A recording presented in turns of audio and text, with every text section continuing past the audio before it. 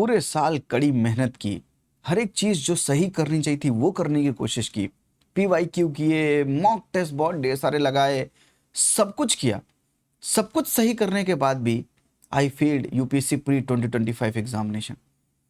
Then sir, मैं क्या करूं अब, व्हाट नेक्स्ट? ये सवाल आप सभी के मन में होगा। इसका जवाब देने आज मैं आया हूं। सोचना पड़ेगा आज हमें बैठकर, पूरी की पूरी डायमेंशन को एक्सप्लोर करके ये सोचना पड़ेगा कि अब हमें क्या करना चाहिए। अगर अभी आपने प्री 2025 एग्जामिनेशन क्वालिफाई नहीं किया, फेल हो गए किसी भी वजह से, वजह कोई भी हो सकती है, 30% लक होता है इस एग्जामिनेशन में, लक की वजह से आप हो सकता है फेल हो गए, आपके मार्क्स अच्छे आ रहे हो, आंसर की में वेरिएशन होगी, कुछ सवाल यूपीएससी ने डिलीट किए होंगे, सी सेट में कुछ रह गया होगा, कॉम्प्रहेंशन की कुछ वीकनेस होगी, कुछ किसी भी रीजन की वजह से अगर यूपीएससी का प्री क्वालिफाई नहीं हुआ तो अब क्या करें? देखिए, दो तरह के स्टूडेंट होते हैं, जिनके लेस देन 3 अटेम्प्ट्स हैं, जिनके मोर देन 3 अटेम्प्ट्स हैं। कई लोग पता है क्या बोलते हैं, कहते हैं यूपीएससी में बस 2-3 अटेम्प्ट देने चाहिए और हट जाना चाहिए। इसलिए मैंने लेस देन 3 और मोर देन 3 लिखा, क्योंकि कई लोग ऐसा बोलते हैं आपसे कि यूपीएससी के लिमिटेड नंबर ऑफ अटेम्प्ट्स होने चाहिए। ये बातें भी चलती हैं, डिस्कशन भी चलता है, डिबेट भी चलता है। अभी कुछ ऐसा लागू हुआ नहीं है, लेकिन आपके मन में ये बात जरूर होगी कि 2 अटेम्प्ट दूंगा या 3 अटेम्प्ट दूंगा, उसके बाद बाहर निकल जाऊंगा। दैट्स गुड, ये आपकी चॉइस है। लेकिन क्या 3 अटेम्प्ट देने का कोई बार है क्या, कि 2-3 अटेम्प्ट दीजिए, नहीं हुआ तो आप कुछ और लीजिए, कुछ और करने की सोचिए, plan B C D E F G H X Y Z करने की सोचिए। आराम से सोचते हैं, चीजों को सोचने की कोशिश करते हैं। तो अगर आप इस अटेम्प्ट के बेसिस पर ना जाएं और ये सोचे अभी इस समय पर बैठ के कि आपके कितने नंबर ऑफ अटेम्प्ट्स हुए हैं, उसमें कितना आपने सीरियसली अटेम्प्ट्स दिए हैं, आप पहले किस पॉइंट पर थे प्रिपरेशन के और आप अभी किस पॉइंट पर हैं, क्या आपने इंप्रूवमेंट किया है, कितना क्लोज है आप कट ऑफ के, कैसा परफॉर्म कर रहे हैं, और ये सब पैरामीटर्स पहले आप अपने आप को एकेडमिकली जज करें। यानी मैं आपको सबसे पहली बात कहूंगा, पहले आप अपने इस एग्जामिनेशन के प्रोसेस में जो आपने किया है उसको इंट्रोस्पेक्ट करें।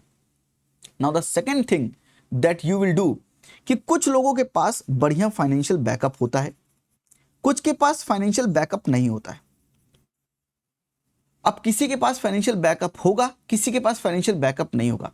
इससे पहले एक सवाल आता है कि हमें इस यूपीएससी की जर्नी में कंटिन्यू करना है कि नहीं करना है, ये भी सवाल होगा। फाइनेंशियल बैकअप की बात तो बाद में, पहले मुझे इस यूपीएससी की जर्नी में कंटिन्यू करना है कि नहीं करना। देखिए, अगर आपको यूपीएससी की जर्नी में कंटिन्यू करना है तो आंसर होगा यस, नहीं करना है तो आंसर इज नो। जब आपके दिमाग में आया कि नहीं अब मुझे यूपीएससी नहीं करना, हो सकता है आपके 2 अटेम्प्ट हो तो भी आपको नहीं करना है, आपने 1 अटेम्प्ट दिया हो, दूसरा अटेम्प्ट भी आपको नहीं देना, हो सकता है आपके 6 अटेम्प्ट हो गए इसलिए आपको नहीं देना है, हो सकता है आपके 7 अटेम्प्ट 8 अटेम्प्ट हो गए इसलिए आपको नहीं देना है, कोई भी लॉजिक हो सकता है। लेकिन आपको यूपीएससी का अब अटेम्प्ट नहीं देना, आपके मन नहीं है, मन भर गया, अब मैं थक गया हूं, अब मैं हार गया हूं, अब मुझे अटेम्प्ट नहीं देने।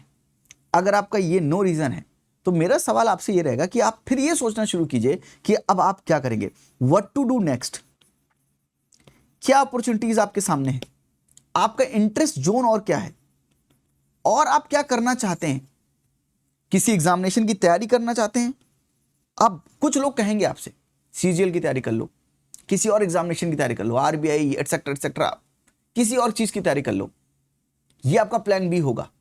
मैं आपसे सिर्फ एक बात बोलता हूं, इस एग्जामिनेशन की तैयारी करना जो आप कर रहे हैं, नई एग्जामिनेशन की तैयारी, सीजीएल की तैयारी कर रहे हैं, उसमें मैथ्स पूछी जाएगी, उसमें और भी चीजें पूछी जाएंगी जो यूपीएससी नहीं पूछता है, करेक्ट? यस। किसी दूसरे एग्जाम की तैयारी आप जीरो से शुरू करोगे, और इस एग्जामिनेशन की प्रिपरेशन में मैंने बोला था ना इंट्रोस्पेक्ट करने के लिए, पहले पॉइंट पे इंट्रोस्पेक्ट करेंगे तो आप पहुंचेंगे कि आप जीरो पर नहीं है। आप अगर 0 से 100 की अगर लिमिट है तो हो सकता है आप 70 पर हो सकता है आप 90 पर हो सकता है आप 98 पर हो, और आपको थोड़ा पुश और चाहिए, थोड़ा लक और चाहिए, थोड़ा पुश और थोड़ा लक, ये 2 चीजें हो सकता है आपको चाहिए होंगी। अब मेरी बात सुनिएगा, अगर आप दूसरे एग्जामिनेशन की तैयारी कर रहे हैं जहां पर 0 से शुरुआत करना है, कभी मॉम डैड बोल देंगे, कभी फैमिली वाले रिलेटिव्स एक्सेट्रा से कि बेटा नहीं हो रहा है तो कुछ और एग्जाम ट्राई कर लो ना। अब आप मुझे रैशनली सोचो कि ये एग्जामिनेशन जहां से 0 शुरू करना है और एक एग्जामिनेशन जहां पर आपने बहुत कुछ अचीव कर लिया है, यहां पर क्रैक करना आसान है या यहां पर क्रैक करना आसान है? अगेन आपकी इंटेलेक्ट के ऊपर मैं छोड़ता हूं, जैसा भी आप चॉइस बनाना सोचो, मैं आपको सिर्फ सोचने का ढंग बता रहा हूं, how to think in this situation जब आपका प्री नहीं हुआ, सोचें क्या, किस thought process, chain of thought क्या होगी। पहला चेन ऑफ थॉट में ये होगा कि यूपीएससी एग्जाम देना है कि नहीं देना है। पहले आपको अपने आप के अंदर इंट्रोस्पेक्ट करना पड़ेगा। पहला पॉइंट क्या था, इंट्रोस्पेक्ट करना है कि मैंने कैसा परफॉर्म किया अभी तक एकेडमिकली यहां पर यूपीएससी में। सेकंड, फाइनेंशियल बैकअप सोचने से पहले मैंने बोला आपको कि पहले यह सोचो कि यूपीएससी करना चाहते हो कि नहीं करना चाहते हो। थक गए हो, हार गए हो, मन भर गया है, कोई भी लॉजिक हो और आपको नहीं करना है, तो फिर मेरा सवाल आपसे था, ये सोचिए कि क्या करेंगे आप, व्हाट इज नेक्स्ट, जहां पर आपको सेटिस्फैक्शन मिलेगा, योर इंटरेस्ट जोन। दूसरे एग्जाम की तैयारी करने के लिए कुछ लोग कहेंगे कि आप वो तैयारी करना जीरो से शुरू करोगे, या जिस एग्जामिनेशन में आप लगे थे, जो जिद थी आपकी, जो इंटरेस्ट जोन था, उस पर आप और मेहनत करने की कोशिश करोगे। जो आपने इंट्रोस्पेक्ट किया उससे आपको समझ में आएगी बात, करेक्ट। और सोचिए अगर कोई प्राइवेट जॉब कर लेंगे, ये आज नहीं तो कल कर लेंगे। समझिए आप जो चीज, किस चीज के लिए ऑप्ट करना चाहते हैं। अब आपको कोई नौकरी करनी है, क्या एग्जाम नहीं देना है, आपको कोई नौकरी करनी है, प्राइवेट जॉब करनी है। अब प्राइवेट जॉब आपको इस समय करनी चाहिए या यूपीएससी करना चाहिए, अगेन चॉइस इज योर्स, कहां पर आपको सेटिस्फैक्शन मिलेगा। पर प्राइवेट जॉब क्या फाइनेंशियल इश्यूज की वजह से करनी है, क्योंकि फाइनेंशियल बैकअप नहीं है। Again back to the same point, सोचिएगा थोड़ा सा। देखिए ये मैं आपके लिए इसलिए कर रहा हूं एक्सरसाइज, ताकि आप इस डायलेमा, इस सिचुएशन से बाहर निकल सके और क्लियरली सोच सके कि आपको वाकई में जीवन में क्या चाहिए। हमें कभी कभी फेल होने के बाद पता नहीं होता कि कैसे रिएक्ट करें, क्या रिएक्शन होना चाहिए। फाइनेंशियल बैकअप नहीं है तो क्या प्राइवेट जॉब के साथ यूपीएससी की तैयारी कर सकते हैं? Answer is yes. अगर आपने पहले पॉइंट पे इंट्रोस्पेक्ट किया है और अगर आप देखो मोर देन 70% प्रिपरेशन आपकी हो गई है, तो प्राइवेट जॉब के साथ भी यूपीएससी कर सकते हैं। Answer is yes. अरे 70 सर नंबर कैसे निकाला? अरे कोई बात नहीं, मोर देन 60। कहने का मतलब ये कि यूपीएससी की प्रिपरेशन अगर आपने एक बार दो बार ढंग से अच्छे से कर रखी है, तो आपको लेस टाइम चाहिए वो चीज करने के लिए, लेस टाइम चाहिए। प्राइवेट जॉब के साथ या कोई और जॉब के साथ भी वो काम हो जाएगा। तो क्या कर लेना चाहिए, क्योंकि फाइनेंशियल बैकअप नहीं है तो आपको फाइनेंशियल बैकअप भी मिल जाएगा, यूपीएससी की प्रिपरेशन पैरेलली भी कर पाओगे। लेकिन कुछ लोग प्रिविलेज्ड होते हैं, किसी के पास फाइनेंशियल कोई प्रॉब्लम नहीं है, बैकअप है। तो अगर आपके पास फाइनेंशियल बैकअप है, अब आपको यह सोचना है कि यूपीएससी मेरा इंटरेस्ट जोन है, पर क्योंकि अब मैं थक गया हूं, अब मुझे थोड़ा सा वक्त लेना है, यूपीएससी में बाद में दूंगा, 1-2 साल बाद दूंगा। कई लोगों का थॉट प्रोसेस होता ना कि कुछ और कर लेते हैं, अब यूपीएससी 1-2 साल बाद कर लेंगे, कहां जा रहा है। ये सबसे बड़ी मिस्टेक जो करेंगे लोग इस समय पर, वो इस जो चेन में है यूपीएससी की प्रिपरेशन में, अगर आपने गैप लगा दिया, ब्रेक लगा दिया, तो देन रीस्टार्ट करना बहुत मुश्किल है। अभी आप जो करो इसी पुश में करते रह जाओगे तो निकाल लोगे। लेकिन अगर आपने सोचा कि 1-2 साल बाद आराम से करेंगे, तो वो 1-2 साल का जो गैप होगा वो कभी नहीं करेंगे। जो आप अभी नहीं कर सकते वो कभी नहीं कर सकते। तो अगर फाइनेंशियल बैकअप स्ट्रांग है तो क्या फिर प्राइवेट जॉब लें? फिर मैं आपसे कहूंगा प्राइवेट जॉब लेने की जरूरत क्या है? क्यों जॉब लेके अपना वक्त बर्बाद करना है? कि इस जॉब से सेटिस्फैक्शन मिलेगी? अगर आपका यूपीएससी नहीं सर थोड़ा बाहर निकलना है, थोड़ा सा मन हो जाएगा, एटसेट्रा एटसेट्रा, अगर वो रीजन है, अगेन आपको सोचना पड़ेगा। ये हैम्पर नहीं होना चाहिए आपका, यूपीएससी का प्रिपरेशन हैम्पर नहीं होना चाहिए। तो अगर आपका सवाल का जवाब था कि प्रिपरेशन नहीं करनी है, तो आपको यह सब सोचना पड़ेगा पहले।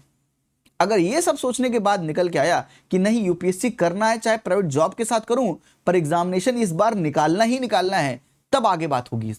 यानी आपको ये पता करना पड़ेगा कि आपको करना क्या है समय पर, कितनी जॉब की अपॉर्चुनिटी आपके पास है, कौन से एग्जाम की अपॉर्चुनिटी आपके पास है। कोई स्टार्टअप करना चाहते हैं, क्या स्टार्टअप में दम नहीं लगेगी?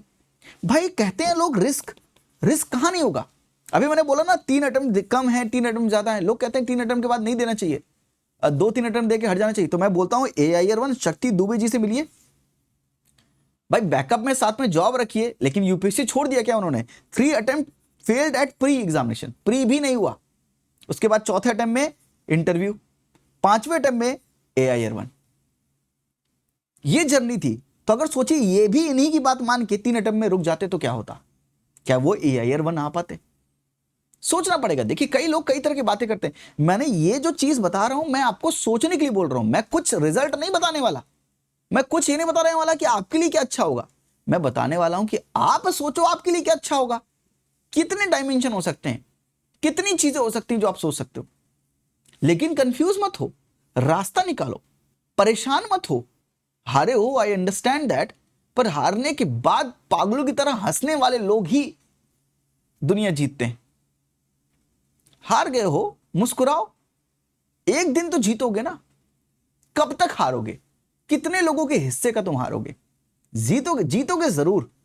ये तुम्हारे खून में है। तुम ये एग्जामिनेशन की प्रिपरेशन करने जब आए थे, मैं तुम्हें बोल सकता हूं, जहां पर सक्सेस रेट इतना कम है, उस एग्जामिनेशन की तैयारी का जिगरा रखने वाला इंसान हार नहीं सकता इस लाइफ में। अब जीत चुके हो तुम। अब बस उस कामयाबी को जो तुम चाहते हो वो अचीव करने में टाइम लग रहा है। बस उसमें तुम्हें बस पेशेंस रखकर तुम्हें अब तपना पड़ रहा है। सूरज जैसा बनना है तो सूरज जितना तपना। तप रहे हो, तपो। लेकिन ये बात समझो, अगर यूपीएससी नहीं करनी है तो ये सब चीजें सोचो, और ये सोचने के बाद अगर लगे कि यूपीएससी करना है तो again we back to the track of yes, कि मुझे यूपीएससी अभी इस बार भी करना है। कैसे भी फाइनेंशियल बैकअप लेके करना है, प्राइवेट जॉब लेके करना है, या आपका सब कुछ स्टेबल है पर मुझे यूपीएससी करना है। नहीं करना तो आपने सब कुछ सोचा, नहीं करना। अगर ये सब सोचने के बाद यूपीएससी निकल के नहीं आए और आपको निकल के आए कि मुझे हाँ ये जॉब, बस प्राइवेट जॉब करनी है और मैं उसी में सेटिस्फाई हूं, आप वहां पर भी जा सकते हो। डिसीजन आपका है, पर सोचना ऐसे ही है। अब यूपीएससी अगर आपको करना है, दोनों सिचुएशन में अब क्या करें? अगर यूपीएससी आपको करना है then what to do next sir? सबसे बड़ी गलती मत कीजिएगा, आप दोबारा प्री की तैयारी अभी से शुरू मत कीजिएगा। प्री की तैयारी कर करके इतना प्रेशर ले लिए कि प्री ही नहीं हो रहा है। और मेंस की बात सोचो, अगर प्री हो जाता तो तुम्हारा मेंस रेडी था क्या? मेंस रेडी नहीं था। देखिए, आपको सही बात यह है, मोस्टली कोचिंग इंस्टीट्यूट इस बात पे तो सही बोलते हैं।